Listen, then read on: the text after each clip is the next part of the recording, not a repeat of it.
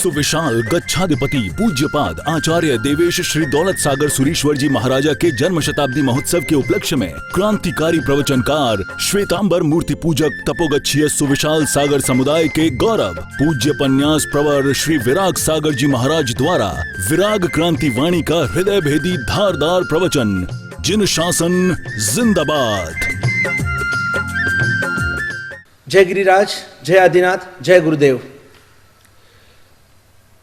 आत्मा को परमात्मा बनाने के लिए जो साधना की हम बात कर रहे थे, मोक्ष को पाने के लिए जो हमारी एक अंदर की जो मंशा है, जो उत्सुकता है, जो हमारी मोक्ष के प्रति की जो अभिरुचि है, अभिलाषा है, जो तीव्रता होनी चाहिए, जैसे गजस कुमार मुनि में वो तीव्रता थी कि भगवान मुझे आप उपाय बताइए कि मुझे मोक्ष में जाना, मैं क्या करूं। भगवान ने कहा कि आप स्मशान में जाइए, स्मशान में जाकर आप कौशिक धर्म में खड़े रहिएगा, आपको वहीं से आपको मोक्ष मिलेगा। भगवान ने ये नहीं कहा कि आप गिरनार जाइए, आप समय शिखर जाइए, आप शत्रुंजय जाइए। भगवान ने यह भी नहीं कहा कि आप मंदिर में जाकर कौशिक ध्यान कीजिए, आप उपाश्रय में कौशिक ध्यान कीजिए। भगवान ने क्या जवाब दिया कि स्मशान में जाकर कौशिक कीजिए, आप वहां साधना कीजिए, वहां से आपको मोक्ष मिलेगा। यानी इतना समझ के रखना, मोक्ष में जाना है उसके लिए कोई भी जगह का बंधन हो ही नहीं सकता है। आपको कहीं से भी मोक्ष मिल सकता है अगर आपको जाने की इच्छा है तो। और वो कौशिक ध्यान में खड़े रहे और चारों तरफ जंगली जानवरों का आवाज है, कहां कहां कैसे कैसे भयानक आवाजें आ रही है। हम तो अपने घर में भी रात को कभी अगर हमको बाथरूम भी जाना होता है तो भी हमको हमारा ही डर लगता है कभी कभी। और ये देखो ये कैसी निडरता है, कैसे वो अभय दयानम परमात्मा का शरण लिया है। और इसीलिए तो वो स्वयं भी अभय दयानम, अभय देने वाले परमात्मा के शरण में जाने से स्वयं भी अभय बन जाते हैं। अभय, निर्भय, कोई डर नहीं, कोई संकट का कोई कुछ नहीं, बस अपने आत्म साधना में मस्त है। और ऐसे ये गुरु भगवान को उनके ही संसारी ससुर जी ने, और ससुर जी ने सिर के ऊपर गुस्से में आकर कि इसने मेरे बेटी की जिंदगी बर्बाद कर दी, अगर दीक्षा ही लेनी थी तो शादी क्यों की। और ऐसे गुस्से में आवेश में आकर वो सोमिल नाम के ब्राह्मण ससुर जी ने और सिर के ऊपर यहां पर वो जो मुर्दे को जलाने के जो अंगारे होते हैं वो अंगारे सिर के अंदर भर दिए। यहां पर पूरी मिट्टी का उन्होंने कोऑर्डिनेशन तैयार किया और बीच में अंगारे भर दिए और उस अंगारों से पूरा सिर जल रहा है, पूरे सिर की नसें फट रही है, पूरा शरीर धीरे धीरे जलने लगा। और ऐसी भयंकर स्थिति में भी वो गजस कुमार मुनि को मरणांत ये उपसर्ग सहन करते करते केवल ज्ञान की प्राप्ति हो गई। मन में सोचते हैं धन्य ये मेरे ससुर जी को कि जिन्होंने मुझे ये अंगारे नहीं भरे, इन्होंने मुझे तो मोक्ष की पगड़ी पहनाई है, पगड़ी। ऐसे भयंकर मरणांत उपसर्ग देने वाले ससुर जी के लिए भी कितना पॉजिटिव थिंकिंग कर रहे हैं। कोई मन में राग नहीं, द्वेष नहीं, कोई मन में उनके प्रति क्रोध नहीं, रोष नहीं, बस जो भी है ये भी कर्माधीन आत्मा है और कर्म के अधीन यह आत्मा मुझे आज परेशान कर रहा है। कोई बात नहीं, मैंने उसे कोई गए जन्म में परेशान किया होगा, मैंने उसे कोई तकलीफ, कोई दुख दिया होगा, इसलिए आज वो मुझे भी अगर दुख दे रहा है तो ये तो साधु जीवन का कर्तव्य है कि मुझे तो कोई भी किसी भी प्रकार का दुख हो, दर्द हो, किसी भी प्रकार की तकलीफ हो, मुझे तो समभाव से सहन करना है। क्योंकि शास्त्रों में लिखा है समभाव भावी अपा लही मुखम न संदेहो। जो समभाव से जिसकी आत्मा भावित होती है उसे कभी भी उसको दुर्गति में जा ही नहीं सकता है, उसका मोक्ष निश्चित है, न संदेहो, उसमें कोई संदेह रखने की आवश्यकता ही नहीं है। और ऐसे तल्लीन बन गए गजस कुमार मुनि और वहीं से उनको स्मशान भूमि में केवल ज्ञान, और स्मशान भूमि में ही उनका निर्वाण हो गया, क्योंकि उनका पूरा सिर जल गया, उनका पूरा शरीर जल गया और वहीं से उनका निर्वाण हो गया। किसने कहा कि हम भी ऐसी साधना नहीं कर सकते हैं? आत्मा में अनंत शक्ति रही हुई है। और तभी तो शास्त्र में लिखा है कि कम्मेशुरा आत्मा धम्मेशुरा जब बनता है, जिसने बहुत कर्म किए हैं, जिसने अपनी जिंदगी में बहुत कठोर से कठोर पाप किए हैं, और ऐसी पापी व्यक्ति भी जब धर्म के मार्ग में आगे बढ़ती है, जब अपने जीवन को परिवर्तित कर देती है, जब यू टर्न आ जाता है, वो धम्मेशुरा बन जाता है। कहा कर्म में शुरा था, आज धर्म में शुरा बन गया है। और देखो कहां से कहां पहुंच जाता है। हम तो कौन सी प्रतिज्ञा लेते हैं? रोज मंदिर जाना, रोज माला फिरना, रोज सामयिक करना, रोज भगवान के दर्शन पूजा करने के बाद मुंह में पानी डालना, रोज प्रवचन श्रवण करना, रोज शास्त्र पूजा बनाना, रोज नई 5 गाथा करना, हाँ, ये सब हम आपको ऐसी प्रतिज्ञा देते हैं। यहां पर ये अर्जुन माली प्रतिज्ञा ले रहा है, मैं प्रतिज्ञा लेता हूं कि रोज प्रतिदिन जब तक मैं 6 पुरुष और 1 स्त्री की हत्या ना करूं तब तक मैं मुंह में पानी नहीं डालूंगा। ये कितनी भयंकर, कितनी ये क्लिष्ट परिणाम, इसको कृष्ण लेश्या कहते हैं। कृष्ण लेश्या 6 प्रकार की जो लेश्या शास्त्र में वर्णित की गई है, कृष्ण लेश्या, नील लेश्या, कापोत लेश्या, तेजो लेश्या, पद्म लेश्या, शुक्ल लेश्या। शुक्ल लेश्या सबसे अच्छी होती है, अच्छे विचार, सही विचार, शांत विचार, वो शुक्ल लेश्या है। और एकदम कुटिल विचार, खराब विचार, दुष्ट विचार, ये कृष्ण लेश्या है। बाकी के जो विचार है वो अलग अलग बीच में के आप 4 में समझ लेना, कभी उसके लिए हम चर्चा आगे करेंगे। लेकिन अभी ये अर्जुन माली के मन में कृष्ण लेश्या आ चुकी है, इतने खराब गंदे विचार आ चुके हैं कि नहीं, मैं अभी 6 को तो मार दिया, पत्नी को भी मार दिया, अब उसके मन में ऐसे विचार आए, अब जब तक रोज प्रतिदिन में 6 पुरुष और 1 स्त्री की हत्या ना करूं तब तक मुंह में पानी नहीं डालूंगा। अब सोचो, ये ऐसी प्रतिज्ञा लेने की आवश्यकता ही क्या थी? जो हो गया सो हो गया। अब वापिस ऐसे नए जिन्होंने कुछ बिगाड़ा नहीं, जिन्होंने आपका कुछ भी नहीं बिगाड़ा, और ऐसे व्यक्ति को मारना, निर्दोष जो है उनको आप उसको मारने से क्या मतलब है? लेकिन क्रोध देखो, आवेश देखो। आपको मालूम नहीं होगा, ये जो जब जंगल में आग लगती है ना, जंगल की जब आग होती है, जंगल में भयंकर आग लगती है, फ्रिक्शन के कारण पेड़ से घिसते या पत्थर से घिसते, उसमें से फ्रिक्शन होता है, फ्रिक्शन से पूरे जंगल में आग लगती है। जंगल की आग को दावानल कहते हैं, और दावानल जो होता है ना, पूरे जंगल को साफ कर देता है, राख कर देता है। जंगल में आग लगती है उसे दावानल कहते हैं, जिससे पूरा जंगल साफ होता है। और पानी में भी आग लगती है, कभी आपने सुना है? समुद्र में भी आग लगती है, उसे वड़वा नल कहते हैं। पानी में भी आग लग सकती है, उसे वड़वा नल कहते हैं। उसमें कितना पानी जलकर और सब बाष्पीभवन हो जाता है। तो ये तो कुछ भी नहीं है, क्योंकि दावानल और वड़वानल से भी भयंकर है वैश्वानल। वैश्वानल यानी कि जो क्रोध, इंसान जब क्रोधिष्ठ हो जाता है ना, एंगर इज शॉर्ट मैडनेस, ये थोड़े समय के लिए का पागलपन है। और ऐसे पागलपन, जब पागल इंसान क्रोध में, आवेश में आकर बन जाता है, और जब ऐसे आवेश में आने वाला मनुष्य, और जब वो आवेश में, क्रोध में उसे पता नहीं मैं क्या कर रहा हूं, क्या सोच रहा हूं, तब वो कुछ भी करता है, कुछ भी, वो सामने कुछ देखता नहीं है। एक हिटलर को ऐसा पागलपन सवार हो गया, उसने 60 लाख यहूदियों को गैस चैम्बर में तड़पा कर मारा, तड़पा कर। आज तक के ये 500 साल के इतिहास में आप देखो, कम से कम आज 500-800 साल के मुगलों के इतिहास के अंदर काफिर करके, और इन मुगलों ने आज तक कम से कम 50 करोड़ से भी ज्यादा हिंदुओं की कत्लेआम की होगी।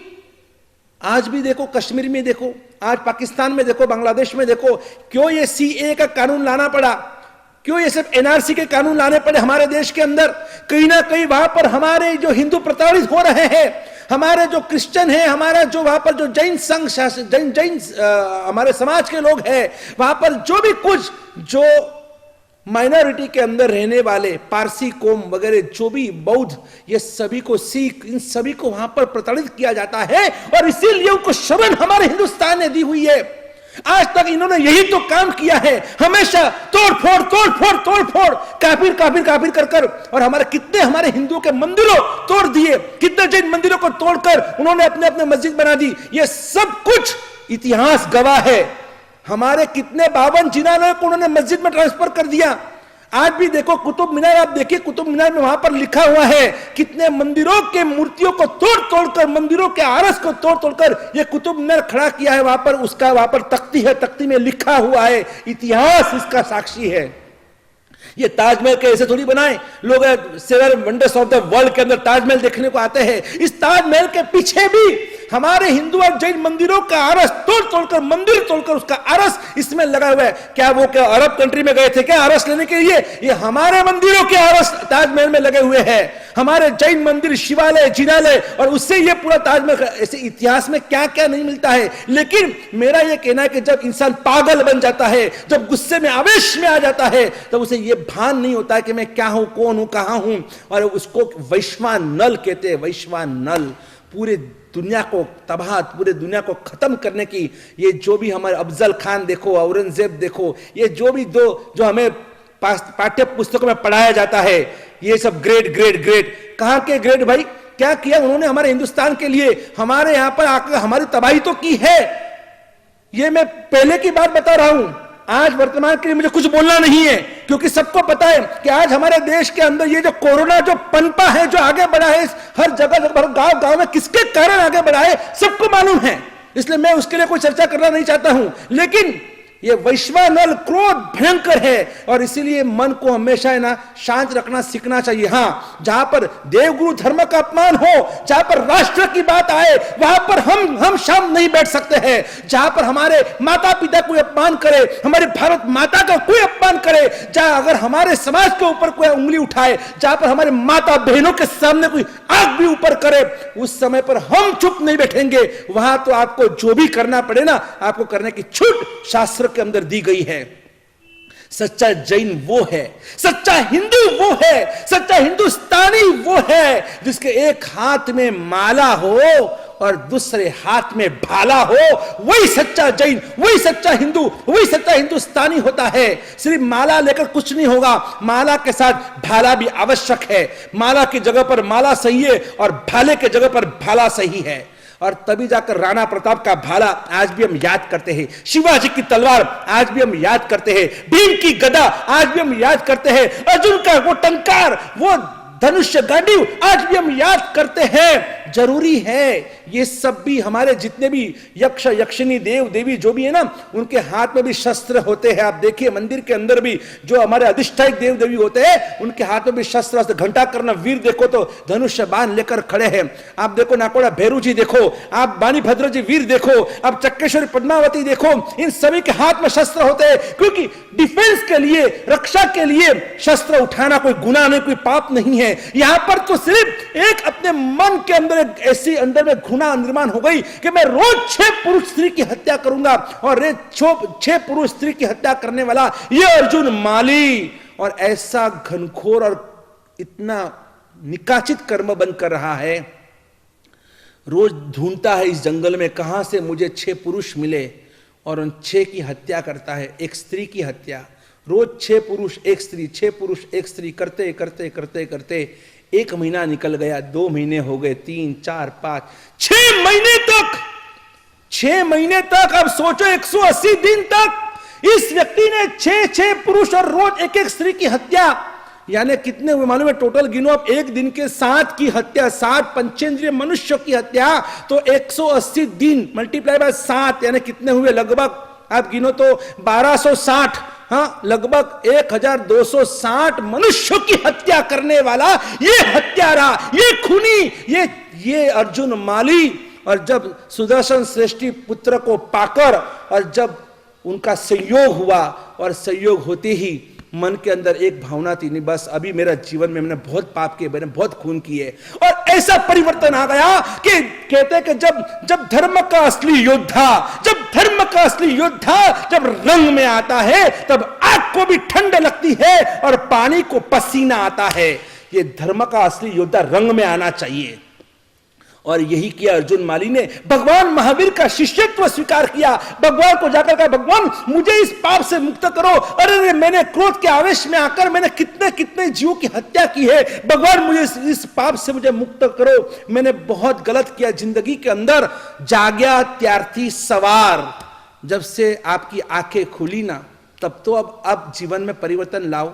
परिवर्तन ऐसा होना चाहिए, फिजिकल एंड केमिकल चेंज, 2 प्रकार के चेंजेस होते हैं। फिजिकल चेंज टेम्पररी चेंज होता है, केमिकल परमानेंट चेंज होता है।